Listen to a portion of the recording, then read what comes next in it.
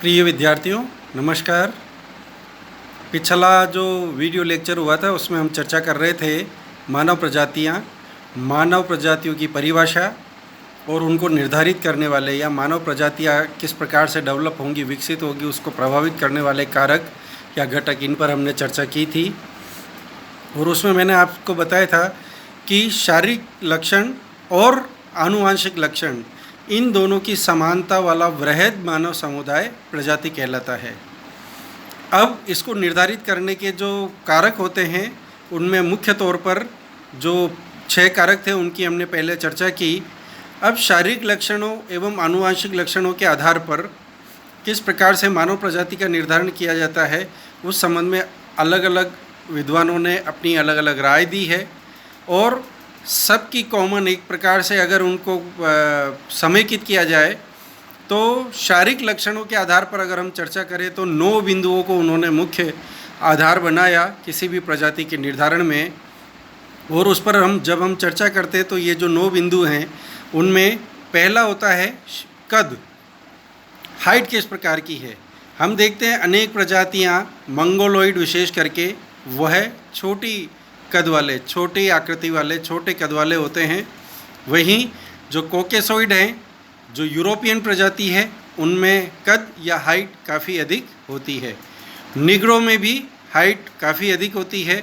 Negrito प्रजाति में मध्यम कद होता है। इस प्रकार से भिन्न भिन्न कद काठी के आधार पर प्रजातियों का निर्धारण किया जाता है। इसी प्रकार से एक बहुत महत्वपूर्ण उसका अंग होता है त्वचा का रंग, जो स्किन का कलर है वो किस प्रकार का है। निग्रो प्रजाति में हम काले रंग की प्रधानता देखते हैं, काला रंग की अधिकता देखते हैं। निग्रिटो में काले रंग की अधिकता देखते हैं। कॉकेसॉइड भूरे और गोरे कलर के होते हैं। मंगोलॉइड पीत वर्ण के होते हैं। और जो इंडियन, जो भारतीय अधिकांश प्रजातियां हैं, उनका जो कलर कॉम्प्लेक्शन है वो सांवला रंग होता है। फिर इसी प्रकार से एक और महत्वपूर्ण अंग आ जाता है बालों की आकृति। निग्रो जो अफ्रीका के हैं उनमें हम देखेंगे उनके घुंघराले छल्लेदार बाल होते हैं।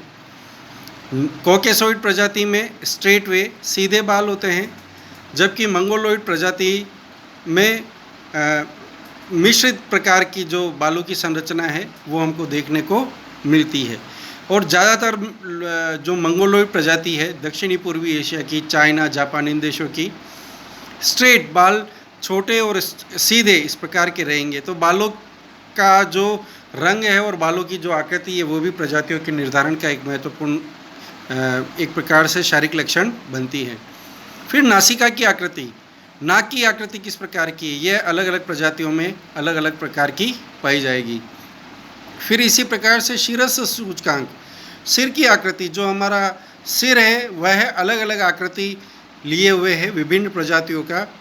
तो शिरस्य सूचकांक के आधार पर भी प्रजातियों का डिफ्रेंशिएशन, उनका विभिन्नीकरण किया जाता है। इसी प्रकार से एक और महत्वपूर्ण इसका कारक बन जाता है कपालधारिता। जो हमारा स्कल है उसकी आकृति किस प्रकार की है, तो कपालधारिता उसके अंदर एक बहुत महत्वपूर्ण अंग बन जाती है। फिर इसी प्रकार से आँखों का रंग और आँखों की आकृति, यह भी प्रजातियों के निर्धारण का बहुत बड़ा शारीरिक लक्षण होता है।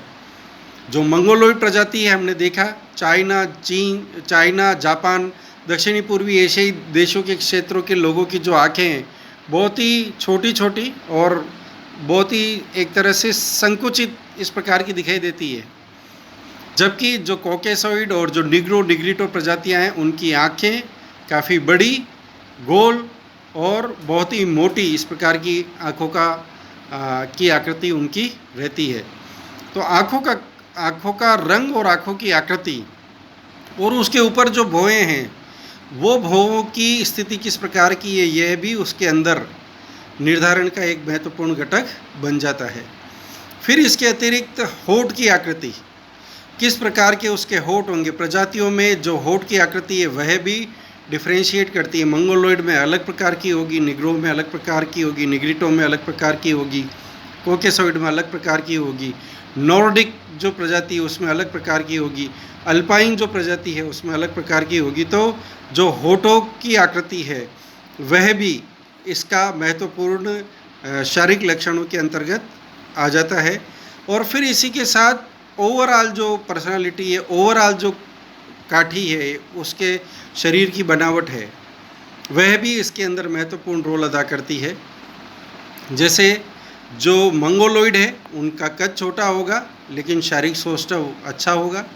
जो यूरोपियन कॉकेसॉइड प्रजाति है उनका कद लंबा होता है, शारीरिक सौष्ठव अधिक होता है, मजबूत होता है। निग्रो शारीरिक सौष्ठव के हिसाब से सबसे ज़्यादा मजबूत होते हैं और इनके कद भी सामान्य से अधिक होते हैं।